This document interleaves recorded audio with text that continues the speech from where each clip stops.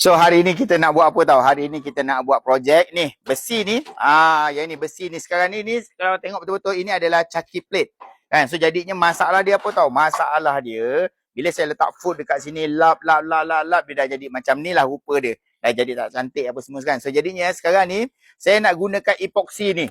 Saya nak gunakan epoxy cat ni, dia macam pasir tau. Bila dia jadi nanti dia macam marble lah. Yang ini dia ada dua saiz. Yang ini 1 kilo punya saiz. Dan yang ini adalah 5 kilo punya saiz. So jadinya, okay, saya nak korang tengok video ni sampai habis. Lepas tu, kalau korang nak cantikkan korang punya tabletop, korang nak cantikkan apa-apa macam bilik air korang ke apa kan, korang boleh gunakan barang ni. Saya akan tunjukkan macam mana cara nak gunakan dia. So jadinya korang tengok je video ni macam mana cara nak bancuh, macam mana cara nak sapu. Korang tengok video ni sampai habis tau. First kali, kalau korang nak sapukan epoxy ni, apa yang korang kena buat? Korang kena pastikan lantai ni betul-betul bersih. Hilang daripada minyak, hilang daripada air, dia kena betul-betul kering. InsyaAllah hasil dia memang betul-betul cantik. So, bila korang beli, okay, apa yang korang akan dapat dalam kotak epoxy ni? Okay, korang akan dapat set-set dia lah. Okay, biasanya dalam set dia ni, dia akan ada dia punya pasir dia. Dia akan ada dia punya hardener dia. Okay, kalau tengok dekat sini, ini adalah dia punya pasir dia. Okay, dia punya cat pasir dia. So, hardener dia dekat mana? Okay, hardener dia dekat sini.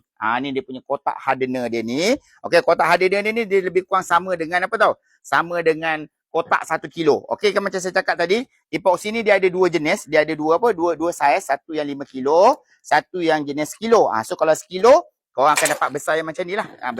Besar kotak yang apa ni, botol yang kecil macam ni.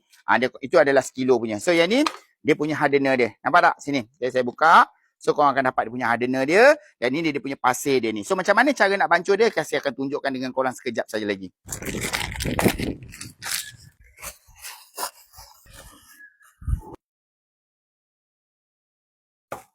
Macam tu je cara nak bancuh dia. So, macam ni saya nak beritahu dekat korang semua sekali.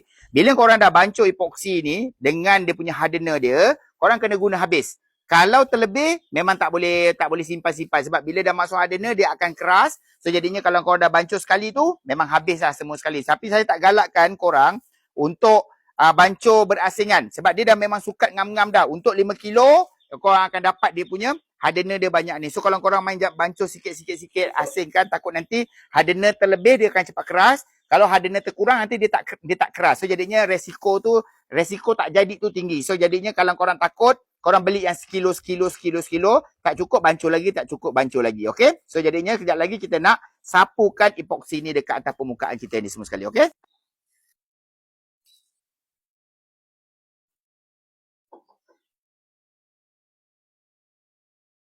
Yang ini, epoxy ni, kau jangan risau tau. Dia panggil apa yang auto leveling. Dia auto leveling. Tapi kena pastikanlah permukaan yang kau nak sapu tu dia level lah. Supaya nanti korang tak perlu nak jadi pandai pun untuk plaster. So nanti korang letak, korang sapu sikit-sikit saja.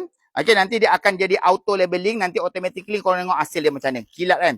Cantik kan? Yang ini saya baru bawa buat sikit saja lagi. Okay, nanti saya akan nak buat ni semua ni. Penuh ni saya nak letakkan semua epoxy yang ini. So yang ini kasih saya can lah. Kasih saya settlekan semua saya punya kerja terlebih dahulu. Okay. So kalau korang nak ni. Kalau korang nak kita punya epoxy ni. Korang pergi dekat beg kuning. Okay, korang boleh pilih apa color yang korang nak. Lepas tu nanti korang ikut 100% tutorial video yang macam saya buat ni. Okay, so nanti korang boleh tengok hasil siap semua sekali ni. Saya akan tunjukkan dekat dalam video ni jugalah. Okay, so jadinya ini pergi dekat dalam beg kuning kalau korang nak epoxy ni. Okay, Assalamualaikum.